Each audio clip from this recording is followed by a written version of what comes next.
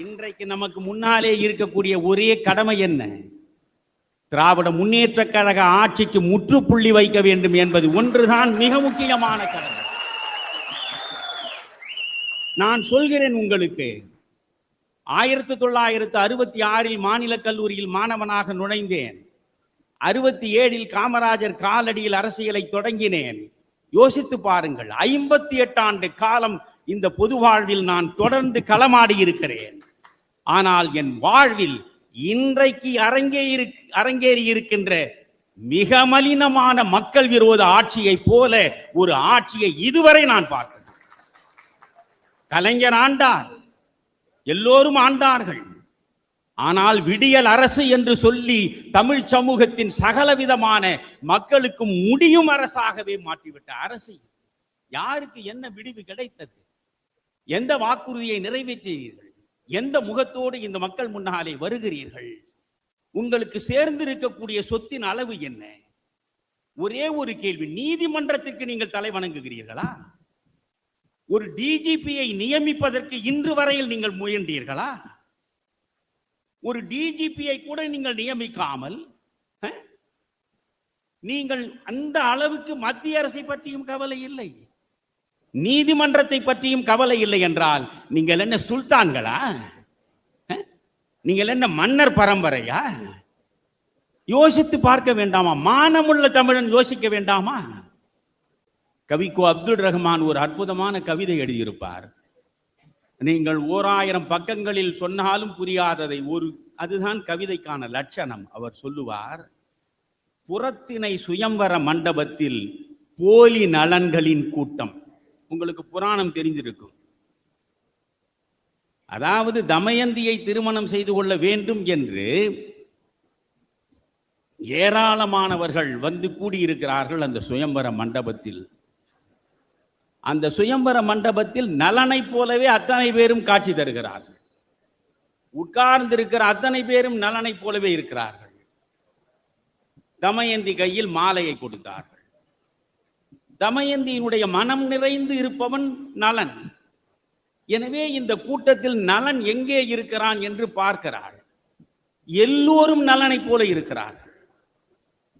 அப்படியே அவள் உற்று பார்த்த பொழுது ஒரே ஒரு மனிதனுடைய மாலையில் தான் வண்டு மொய்ப்பதை அவள் பார்க்கிறாள்.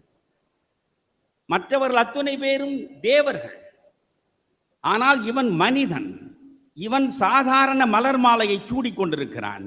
அந்த மலர் மாலையில் வண்டு வந்து அமர்கிறது. இவன்தான் உண்மையான நலன் என்று தெரிந்து அவனுக்கு அவள் சரியாக மாலை போட்டாள். அந்த பின்னணியை வைத்துக் கொண்டு ரஹ்மான் சொல்கிறார், அது அகத்திணை சுயம்வர மண்டபம், திருமணத்திற்காக நடந்தது. இப்பொழுது தேர்தல் நடக்கிறது. இது புறத்திணை சுயம்வர மண்டபம். இந்த புறத்திணை சுயம்வர மண்டபத்தில் போலி நலன்களின் கூட்டம்.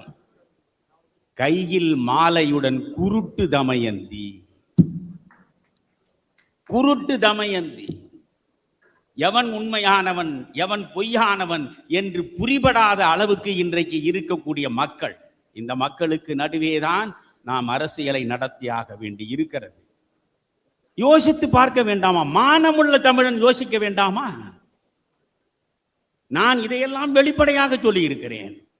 அண்ணா அவர்கள் 1949 செப்டம்பர் மாதம் 17ஆம் தேதி திராவிட முன்னேற்ற கழகத்தை உருவாக்கி 18ஆம் தேதி ராபின்சன் பூங்காவில் கூட்டம் நடத்துகிற பொழுது அவர்கள் ஒரு சுவரொட்டி போட்டார்கள். அந்த சுவரொட்டியில் கடைசி 13வது பெயர் தான் கருணாநிதியின் பெயர். மேலே இருந்த 12 பேர் எங்கே? அந்த 12 பேருடைய வாரிசுகள் எங்கே? அந்த 12 பேருடைய குடும்பங்கள் இன்றைக்கு எந்த நிலையில் இருக்கின்றன? யாருக்காவது தெரியுமா? 13வது இடத்திலே இருந்த கருணாநிதியின் குடும்பம் தான் இன்றைக்கு ஒட்டுமொத்த தமிழ் சமுதாயத்தையும் வளைத்து விட்டது. கட்சியை தனதாக்கி கொண்டது. இப்படி ஒரு கட்சியா? ஒரு கவிஞன் அற்புதமாக எழுதினான், சுப்பிரமணிய ராஜு என்ற கவிஞன். வாயிலே அழுக்கென்று நீர் எடுத்து கொப்பளித்தேன், கொப்புளிக்க கொப்புளிக்க வாயும் ஓயாமல் அழுக்கும் போகாமல் உற்று பார்க்கிறேன் நீரே அழுக்கு என்று. அழகான கவிதை அது. வாயில் அழுக்கு இருக்கிறது. இந்த அழுக்கை அகற்ற வேண்டும் என்பதற்காகத்தான் இறைவன் தண்ணீரை தந்திருக்கிறான். எனவே அழுக்கை அகற்ற வேண்டும் என்று தண்ணீரை எடுத்து நான் ஓயாமல் கொப்பளித்துக் கொண்டே இருக்கிறேன். ஆனால் வாயில் உள்ள அழுக்கு அகலவே இல்லை. ஏன் அகலவில்லை என்று உற்று பார்க்கிறேன். அழுக்கை அகற்றுவதற்கு நான் பயன்படுத்துகிறேனே தண்ணீர், அந்த தண்ணீரே அழுக்கேறி கிடந்தது என்கிறார். அழுக்கேறி கிடந்த தண்ணீரை வைத்து வாயில் படிந்து கிடக்கும் அழுக்கை எப்படி அகற்ற முடியும்? அப்படித்தான் இன்றைக்கு அரசியல் சமூகமே அழுக்கேறி கிடக்கிறது.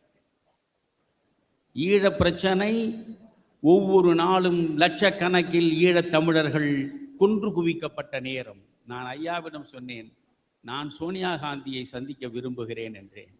எதற்கையா என்றார். ஏனென்றால் நான் ஏஐசிசி உறுப்பினர், நானெல்லாம் ஓட்டு போட்டால்தான் சோனியா காந்தி தலைவராக இருக்க முடியும். ஆனால் நான் அவரை சந்திக்க விரும்புகிறேன். ஏன் ஐயா என்று கேட்டார். ஐயா, பிரபாகரனுக்கு எதிராக என்ன வேண்டுமானாலும் செய்யட்டும், எல்டிடிஇக்கு எதிராக என்ன வேண்டுமானாலும் செய்யட்டும், அதை பற்றி நமக்கு ஒன்றுமில்லை.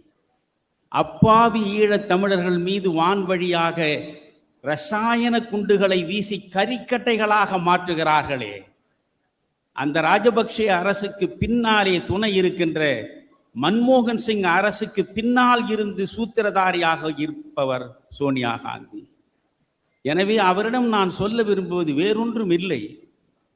நீங்கள் வான் வழியாக ரசாயன குண்டுகளை வீசி தமிழ் இனத்தை அழித்து விடாதீர்கள் என்று சொல்ல விரும்புகிறேன் என்றேன்.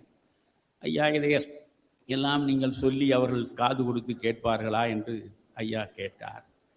நான் சொன்னேன், என் இனத்தை, என் மொழியை காப்பதற்கு முடியாது என்றால் அப்படிப்பட்ட ஒரு கட்சி எனக்கு தேவையில்லை என்று சொல்லிவிட்டு வெளியே. இதுதான் ஒரே காரணம். ஆனால் எந்த நிலையிலும் ஐயா வாசன் அவர்களிடம் இருந்து நான் பிரியவே இல்லை. ஒரு நொடி கூட நான் பிரியவில்லை. தொடர்ந்து அவரோடு நான் உரையாடி கொண்டிருந்தேன், உறவாடி கொண்டிருந்தேன். அதில் ஒன்றும் பிரச்சனை இல்லை. காங்கிரஸை விட்டு ஐயா அவர்கள் வந்ததனால் எந்த விதமான தவறும் நேர்ந்து விடவில்லை. உங்களையெல்லாம் நான் வணங்கி வாழ்த்துகிறேன். ஏனென்றால் சத்தியமூர்த்தி பவனத்தில் இருப்பது காங்கிரஸ் அல்ல, அது ஒரு கம்பெனி. நான் நீண்ட நேரம் பேச விரும்பவில்லை. அதற்கான உடல் எனக்கு ஒத்துழைக்கவும் இல்லை இப்பொழுது. ஆனால் ஒன்றை மட்டும் நான் சொல்கிறேன். இந்த மேடையில் நின்று கொண்டு இப்பொழுது தமிழ் மாநில காங்கிரஸில் காமராஜர் மக்கள் கட்சி இணைந்து விட்டது. நான் இந்த தமிழ் மாநில காங்கிரஸின் முழுமையான தொண்டனாக இதை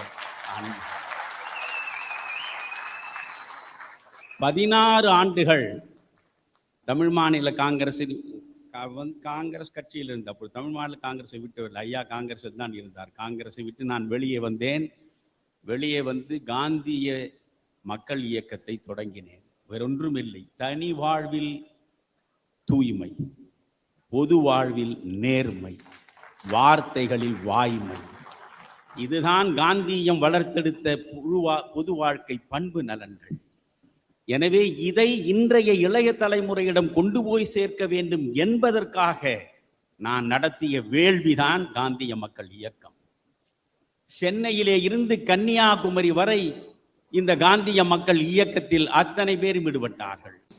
ஐயா, நீங்க 2 வருஷத்துக்கு முன்னாடி டீ கடைக்கு போய் டீ குடிச்சிருந்தீங்கன்னா அந்த பேப்பர் படிக்கிறவங்க அன்னைக்கே சொல்லியிருப்பாங்க இந்த ஆசை சுத்தம் மோசம். அன்னைக்கே நமக்கு ஏதாச்சும் விமோசனம் கிடைச்சிருக்கும்.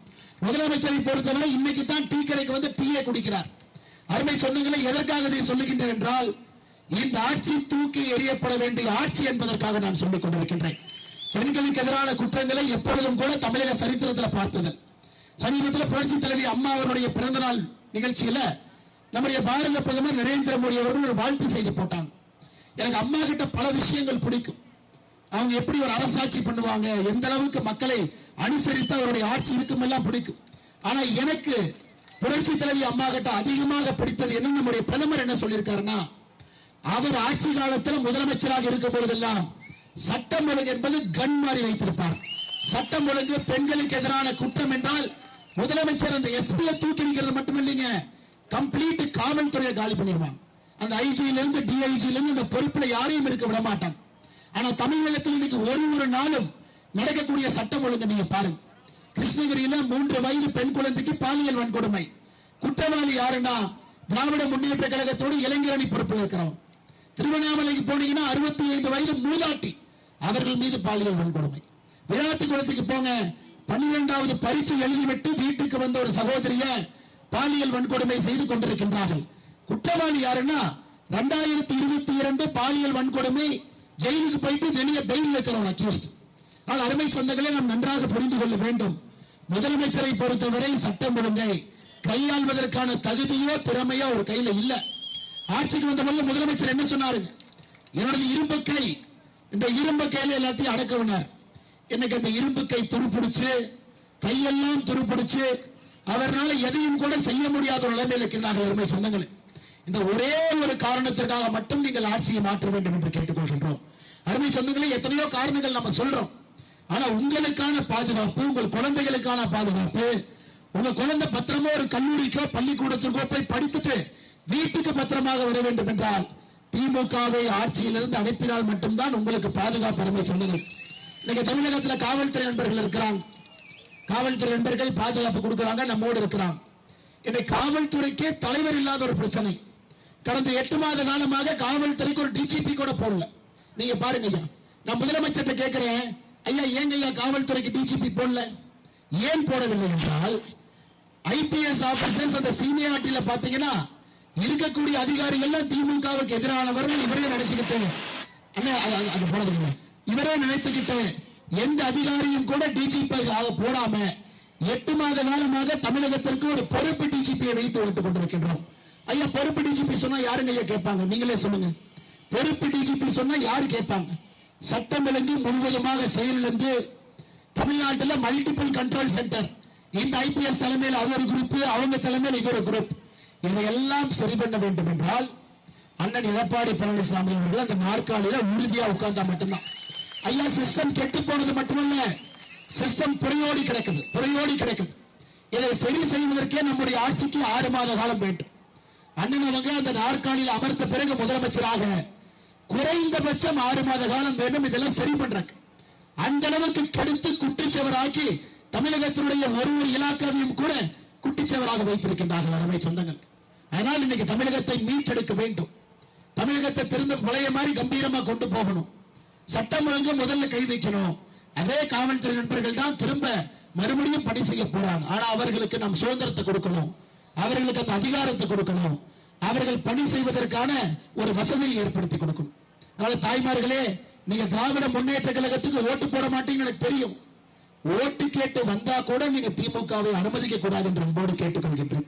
ஏன்னா தமிழகத்தில் பல பெரும் குற்றங்கள்ல திராவிட முன்னேற்ற கழகத்தினுடைய நேரடி சம்பந்தம் இருக்குங்க. பல பெரும் குற்றத்தில் தமிழ்நாட்டில் மற்ற கட்சிக்காரங்க யாராவது தப்பு பண்ணிருப்பாங்க, நான் இல்லைன்னு சொல்ல. அதுக்காக நான் திமுக கட்சி மோசம் அப்படின்னு சொல்வதை விட, ஒருத்தர் 2 பேருனா கட்சிக்கும் அவங்களுக்கு சம்பந்தம் இல்லை, யாரோ ஒருத்தர் பண்ணிட்டாங்க, கட்சியின் மீது பழிய போடுவோம். கட்சியில் இருக்கக்கூடிய எல்லோரும் மகாத்மா காந்தி நம்ம யாரும் சொல்லி.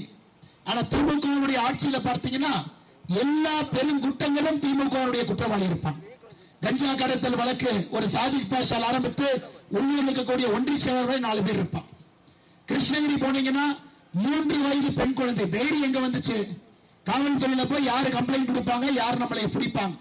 இன்னைக்கு தமிழகத்தில் எத்தனையோ இடத்துல திராவிட முன்னேற்ற கழகத்தினுடைய பொறுப்பில் இருக்கக்கூடிய நிர்வாகிகள் நேரடி குற்றவாளிகளாக குற்றச்சம்பவத்தில் ஈடுபட்டுக் கொண்டிருக்கின்றார்கள். அருமை சொந்தங்களே, ஆட்சி கெட்டு போனது முக்கியம் இல்ல, ஆட்சியோட கட்சியும் கெட்டு போயிருக்குது. அப்ப இந்த கட்சி மறுபடியும் ஆட்சியில வந்து உட்கார்ந்தா எப்படி உங்களுக்கும் எனக்கும் நல்லது நடக்கும் என்பதை நாம் புரிந்து கொள்ள வேண்டும் அருமை சொந்தங்கள். ஆனால் திராவிட முன்னேற்ற கழகத்தை பொறுத்தவரை ஒரு கட்சியாக நிராகரிக்கப்பட வேண்டிய ஒரு கட்சி. அந்த கட்சிக்கு இனி தமிழகத்தில் எதிர்காலம் கிடையாது. இன்னைக்கு இருக்கக்கூடிய இளைஞர், இன்னைக்கு இருக்கக்கூடிய நம்முடைய பெண்கள் யாரும் கூட குடும்பத்தில் ஒரே ஒருத்தர் திரும்ப திரும்ப திரும்ப திரும்ப முதல் தலைமுறை, 2வது தலைமுறை, 3வது தலைமுறை, இன்னைக்கு 4வது தலைமுறை இன்ப நீதியும் கொண்டு வந்து அரசியல் விழாக்களை பங்கெடுக்க வைக்கிறாங்க. அது மட்டுமல்ல, நடத்தக்கூடிய நிகழ்வு பாருங்க. இன்பநிதி ஸ்டாலினுடைய பெயரில் இன்னைக்கு சினிமா படத்தை தயாரித்து மக்களுக்கு வெளியிடுறான். இன்பநிதி ஸ்டாலின் எங்க போய் சம்பாதிச்சாரு? யாரு பணம் அது? கொள்ளையடித்த பணம் எல்லாம் சினிமா துறையில படம் எடுத்து கருப்பு பணத்தை எல்லாம் வெள்ளையாக்கி கொண்டிருக்கின்றார்கள். இதையெல்லாம் நாம் பார்த்து கொண்டிருக்கின்ற அருமை சொந்தங்களே. சில இடத்துக்கு போனீங்கன்னா அவங்களோட ரியல் எஸ்டேட் கம்பெனி சென்னையில் ஆரம்பித்து கோயம்புத்தூர் வரை அவர்கள் நடத்தக்கூடிய ரியல் எஸ்டேட் கம்பெனியும் பார்க்கிறோம். ஆனால் நீங்கள் மொத்தமாக இந்த முறை திராவிட முன்னேற்ற கழகத்தை நிராகரிக்கணும்.